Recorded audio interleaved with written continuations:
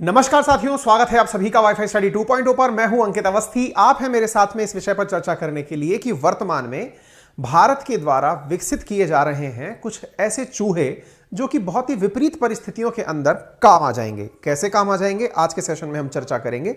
लेकिन उससे पहले जब चूहों की बात हो तो संभव नहीं है कि आपको मगावा, वो चूहा जो कि माइन डिटेक्ट करने के लिए गोल्ड मेडल से नवाजा गया था, वो याद ना हो सकता है आप में से बहुत से साथियों ने वर्ष 2020 में एक चूहे की बड़ी चर्चा सुनी थी और उस चूहे की खासियत थी कि वो लैंड माइंस को ढूंढ ढूंढ कर खत्म किया करता था। बीबीसी में इसके ऊपर पूरी न्यूज छपी थी कि Magawa the mine detecting rat wins PDSA gold medal.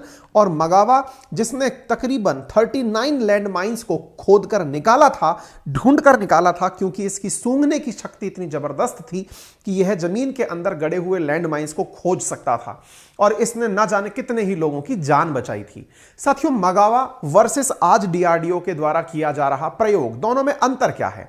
Magawa अपने आप में एक नेचुरल चूहा था, यानी ये एक ऐसा चूहा जिसे वेल ट्रेन किया गया था इस पर्टिकुलर काम के लिए। लेकिन अब भारत के वैज्ञानिक कुछ और करने जा रहे हैं। ये तो पूरी तरह नेचुरल, यानी इसके साथ में कोई टेक्नोलॉजी इन्वॉल्व नहीं थी, केवल एक्सपीरियंस जो कि ट्रेनिंग के द्वारा डाला गया था, उसकी बदौलत इसने लैंडमाइंस को खोजा था। विचार कीजिए साथियों, यदि इस चूहे के अंदर कोई कैमरा सेट कर दिया जाए। पहले ऐसे सोचते हैं कि यह चूहा है, मगावा जैसा ही कोई चूहा है उसके ऊपर आप एक छोटा सा कैमरा लगा दें, उसी के ऊपर आप एक ऑडियो रिकॉर्ड करने का सेंसर लगा दें और इस चूहे को आप किसी कमरे में छोड़ दें, तो यह संभव है कि यह उस कमरे में उपस्थित जानकारियों की तस्वीरें आसानी से उपलब्ध करा देगा और वहां जो भी बातचीत हो रही हैं उन्हें किसी भी कॉर्नर में बैठकर आप तक पहुंचा देगा। लेकिन पता है, जितना आसानी से आपने कैमरा और ऑडियो स्पीकर के साथ इसको भेजा, लेकिन मुसीबत यह है कि यह आपकी बात मान ले, यह कैसे पॉसिबल होगा? क्योंकि चूहा है, आफ्टर ऑल ये तो बिल ही खोजेगा या बिल ही खोदेगा। ऐसी स्थिति में यदि आपने इसे कोई काम देकर भेजा तो यह जरूरी नहीं है कि यह आपके अनुसार जाकर के किसी बिल में किसी ऐसी जगह प्रवेश करे जो आपके फायदे की हो। उदाहरण के लिए थोड़ा समझते हैं। क्या आपको मालूम है, जब भारत के अंदर 26/11 को हमला हुआ मुंबई के अंदर ताज होटल में, तब हमारे जितने सुरक्षाकर्मी थे उनके लिए सबसे बड़ी चुनौती क्या थी कि आतंकी कम थे, कमरे ज्यादा थे। 200 से अधिक कमरों के अंदर सेना ने या सुरक्षा एजेंसियों ने खोल खोल करके, मुंबई पुलिस के अधिकारियों ने कमरों को खोल खोल करके यह चेक किया कि कौन से कमरे के अंदर घात लगा करके आतंकी छिप कर बैठे हुए हैं। उस समय यह एहसास हुआ कि क्यों ना ऐसी जगह पर जहां पर हर समय ह्यूमन की लाइफ अपने आप में दांव पर लगी है, कोई ऐसा विकल्प पैदा किया जाता जो कि होटल के कमरे खोल करके उस कमरे के अंदर छिपे आतंकी को ढूंढ कर बता सकता था। क्या यह संभव था? आंसर है हां। कैसे संभव था? बोले रोबोट भेज दो। रोबोट भेज दो से मतलब इंसान को ना भेजकर रोबोट भेजो, वो कमरे में जाएगा, खोलेगा, देखेगा और आ जाएगा। लेकिन अगेन रोबोट के साथ फिर से कुछ टेक्निकल दिक्कतें हैं। जैसे अगर रोबोट आ रहा है तो उस पर भी तो फायर हो सकता है, या रोबोट अपने द्वारा जहां देखना है वहीं देखेगा, लेकिन रोबोट को देखने वाले लोग तो कहीं से भी हो सकते हैं, यानी रोबोट को निशाना बनाया जा सकता है। इन तमाम उलझनों के बीच में फिर एक आइडिया आया। क्या आइडिया आया? कि रोबोट की अपनी टेक्निकल इश्यूज हैं, पूरी तरह मशीन है, अपने सेंसेस नहीं है, उसे इंस्ट्रक्शन केवल आप तभी दे सकते हैं जब आपको कुछ दिख रहा हो। वो खुद से तो जो सेल्फ फीड होंगी चीजें उन्हीं पर रिएक्ट करेगा। संभव है कि वो किसी व्यक्ति को किसी ने अगर गिरफ्तार कर रखा हो या फिर किसी को जैसे बंधक बना रखा हो, तो हो सकता है रोबोट बंधक को डिटेक्ट ना कर पाए, ह्यूमन इंटेलिजेंस का उपयोग ना ले पाए और वो उस बंधक को भी मार दे। तो रोबोट भी एक फेल प्लान था। तो बोले फिर क्या करें? तो फिर डीआरडीओ के वैज्ञानिकों ने दिमाग लगाया। क्या वैज्ञानिकों ने दिमाग लगाया? बोले ऐसी परिस्थितियां अगर फंस जाएं तो क्यों ना हम चूहे को साइबॉर्ग बनाकर भेज दें। अब आपके दिमाग में सवाल आएगा, साइबॉर्ग बनाकर भेज दें, ये साइबॉर्ग क्या होता है? पहले ही समझा देता हूं ताकि आप इसको आगे लेकर कंफ्यूज ना हो। रैट साइबॉर्ग, ऐसे तमाम जीव जंतु जिनको साइबर के साथ कनेक्ट कर दिया जाए, साइबॉर्ग कहलाते हैं। यानी साइबर प्लस ऑर्गेनिज्म, साइबॉर्ग। यानी कि ऑर्गेनिज्म, जीव जंतु, कुछ भी हो सकता है, पौधा भी हो सकता है, कीट पतंगा भी हो सकता है, इंसान भी हो सकता है, चूहा भी हो सकता है, कोई भी हो सकता है, लेकिन उसके अंदर आपने कनेक्टिविटी डेवलप कर दी, यानी कि वो साइबर के थ्रू कनेक्टेड है, बिल्कुल वैसे ही जैसे रिमोट कंट्रोल कार है। यानी सोचिए एक जीव है, उसमें आपने कुछ टेक्निकल चीजें फिट कर दी, अब वो दोनों काम कर रहा है, वो मशीन की तरह भी काम कर रहा है और वो जीव एक लिविंग ऑर्गेनिज्म की तरह भी काम कर रहा है। ऐसी जो युक्तियां बनती हैं इन्हें साइबॉर्ग कहा जाता है।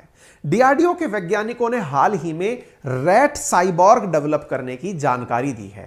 अर्थात ये इस परिस्थिति के लिए तैयारी कर रहे हैं कि फ्यूचर में यदि किसी ऐसी जगह जहां पर ना तो इंसान का ना ही रोबोट का जाना संभव हो, वहां पर चोरी छुपे और विशेष रूप से किसी की नजर में आए बिना यदि किसी रैट के ऊपर माउंट करके, तो आप कहेंगे अब इसमें भी कौन सा रॉकेट साइंस है सर, किसी चूहे के ऊपर कैमरा लगा दिया, उसके ऊपर ऑडियो स्पीकर लगा दिया, अब वो क्या करेगा, इसमें कोई रॉकेट साइंस है क्या? बात तो आपकी भी सही है, रॉकेट साइंस तो इसमें भी नहीं है। मुसीबत तो यह है जनाब, आप केवल बांध करके अगर भेज देंगे तो चूहे को वहां तक कैसे भेजेंगे जहां तक आप उसे भेजना चाहते हैं? सवाल को दोबारा गहराई से समझने का प्रयास करें। अगर एक चूहा है, उस चूहे के ऊपर आपने कुछ भी माउंट कर दिया और माउंट करके आपने उसे कहीं भेजा, तो नियत स्थान तक आप उसे कैसे भेजेंगे, यह बहुत बड़ी चुनौती है। तो इस चुनौती से कैसे निपटे? आप विचार करिए, कितना इंटरेस्टिंग पॉइंट बन गया ये। मैंने चूहे के ऊपर कैमरा और ऑडियो लगा के भेज दिया कि जा भाई वहां जाकर के सुन लेना, माइक लगा के भेज दिया कि वहां जाके सुन लेना, लेकिन वो आपकी बात मानेगा क्यों? ट्रेन किया है क्या आपने? नहीं। और फिर ट्रेन करेंगे आप किसी पर्टिकुलर जगह के लिए, किसी होटल में, कहीं छिपे हुए आतंकियों के ठिकाने में, क्रॉस बॉर्डर पे आप कैसे ट्रेनिंग दे देंगे? तो अब क्या किया जाए? अब यहां आती है टेक्नोलॉजी।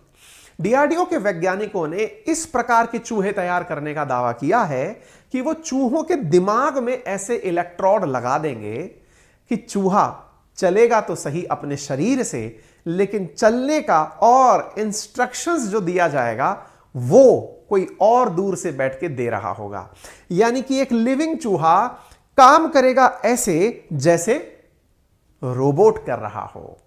अर्थात अब उस चूहे पर माउंटेड कैमरे, माइक जो भी हैं, ये बहुत अच्छे से काम कर पाएंगे, लेकिन कमरे में बैठा हुआ कोई व्यक्ति उन्हें दिशा दे रहा होगा कि आपको यूं सीधा जाना है, फिर लेफ्ट लेना है, और आपने पूरा दिमाग जो है वो चूहे का अपने कंट्रोल में रख लिया हो।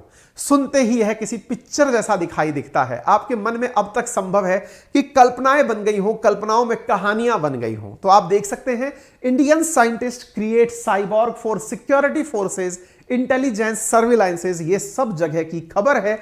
और यह खबर जो है ये वैज्ञानिकों के द्वारा, जो यंग वैज्ञानिक हैं उनके द्वारा डेवलप की गई है। साथियों, डीआरडीओ ने वर्ष 2020 में 5 नई लेबोरेटरी 2020 में स्थापित की थी। उन नई लेबोरेटरीज में एक लेबोरेटरी थी जिसका नाम था यंग साइंटिस्ट लेबोरेटरी, जो कि हैदराबाद में स्थित है, एसिमेट्रिक यंग साइंटिस्ट लेबोरेटरी। उनके द्वारा यह काम किया जा रहा है। इसकी सूचना हाल ही में जानकारी के रूप में निकल कर आई है। उम्मीद है कि आप मेरी बातों से अब तक ये तो कंक्लूड कर गए होंगे कि एक ऐसा चूहा होगा जिसके रॉड दिमाग में लगा दी जाएंगी, उसके ऊपर पूरा सर्विलांस सिस्टम माउंट कर दिया जाएगा और ये आपके बताए अनुसार चलने लगेगा। तो उम्मीद है कि आप इस बात को समझ पाएं कि डीआरडीओ, जो भारत का रक्षा अनुसंधान और विकास संगठन है, इसके द्वारा इस प्रकार का कार्य युवा वैज्ञानिक प्रयोगशाला की एक टीम के द्वारा किया जा रहा है। तो उम्मीद है आप लोगों को क्लियर हो गया साइबॉर्ग क्या है, किसने डेवलप किया, उपयोग क्या होने जा रहा है। ठीक है, ये साइबॉर्ग की हमने व्याख्या कर दी। सबसे पहले इस टर्म को मैनफ्रेड क्लाइन और नेथन क्लाइन के द्वारा कॉइन किया गया था।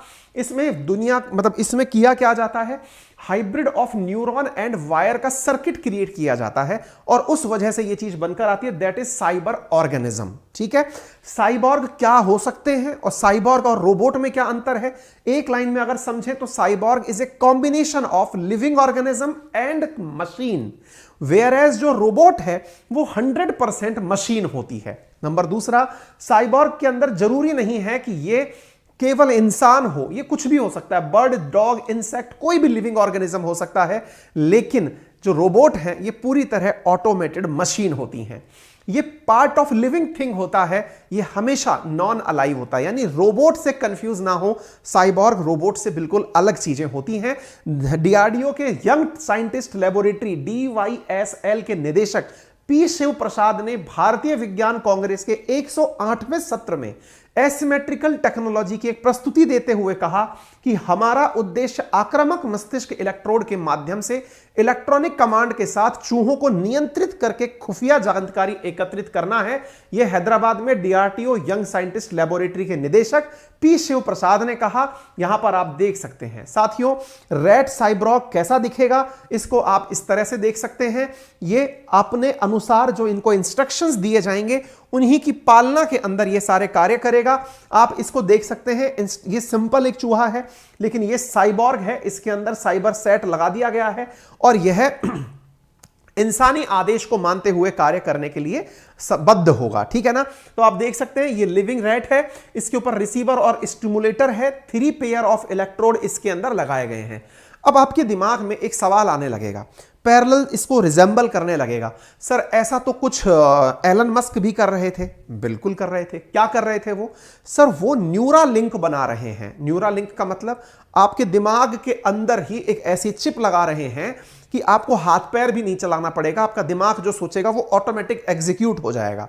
दैट इज न्यूरालिंक, अर्थात इंसानी दिमाग से काम मशीन को ऑपरेट करना, दैट इज न्यूरालिंक। वो एलन मस्क का प्रयास है, लेकिन चूहा वो करे जो मैं इंस्ट्रक्शन दूं, ये इंडिया का प्रयास है। और इन दोनों को मिलाकर के कोई काम कर सकते हैं तो वो चीन वालों ने 2019 में करके देखा था कि इंसान के दिमाग से ऑर्डर गया और वो ऑर्डर वहां पर एग्जीक्यूट हुआ। वो उस बारे में प्रयोग 2019 से कर रहे हैं। दुनिया इस समय एक नए वॉर की तैयारी में है। इंसानों की जान कीमती है और इंसान के साथ में तमाम प्रकार की और भी चुनौतियां हैं, क्योंकि उसमें ह्यूमन इमोशन है, उसके अंदर यह बात है कि किसी के साथ में कुछ गलत ना हो, बहुत सारी चीजें हैं। लेकिन दुनिया जिस तरह से अब आगे बढ़ रही है उसमें जहां एक और संभावना है बायोलॉजिकल वॉर्स की, वहीं दूसरी और संभावना है मशीनी युद्ध की। और उस मशीनी युद्ध में हर देश अब अपने द्वारा कुछ मशीन डेवलप करने का प्रयास कर रहा है। भारत ने भी इस तरह का काम मशीनों के माध्यम से करने का प्रयास किया है और यह ऐसे समय पर जब ताज होटल जैसी तलाशी लेने के अभियान हो तब यह काम किया जा सके। मैं आपको बता दूं 2020 के अंदर प्रधानमंत्री के द्वारा 5 नई लेबोरेटरीज ओपन की गई थी अलग अलग शहरों में। इनमें से एक का नाम आर्टिफिशियल इंटेलिजेंस लेबोरेटरी बेंगलुरु था, क्वांटम टेक्नोलॉजी IIT मुंबई था, कॉग्निटिव टेक्नोलॉजी IIT चेन्नई था, एसिमेट्रिकल टेक्नोलॉजी हैदराबाद था और स्मार्ट मटेरियल एट हैदराबाद था। तो ये जो चौथे नंबर की asymmetrical technology young scientist laboratory है, इसके द्वारा यह कारनामा करके दिखाया गया है। याद रखिए इन सभी लेबोरेटरीज में जो यंग साइंटिस्ट लेबोरेटरीज हैं डीआरडीओ की नई वाली, इनमें 35 साल से कम उम्र के ही व्यक्ति को निदेशक भी बनाया गया है। यानी वैज्ञानिक बहुत ही युवा दिमाग से हो, यह प्रयास करके नई टेक्नोलॉजीज को शुरुआत दी जा रही है और उसी को ध्यान में रखकर काम किया जा रहा है। 2019 में कुछ चीन ने भी ऐसा प्रयोग करके देखा है जिसमें इंसानी दिमाग को साइबॉर्ग से कनेक्ट करके काम किया जा रहा था। चाइना ने इन दिनों 2022 में एक और प्रयोग करके देखा। एक ड्रोन के माध्यम से एक रोबोट डॉग को भेजा, उस डॉग के ऊपर गन माउंट करी और ये रोबोट जैसा जो डॉग है ये अपने मिशन की पूर्ति के लिए मशीनी आदेश पर उठता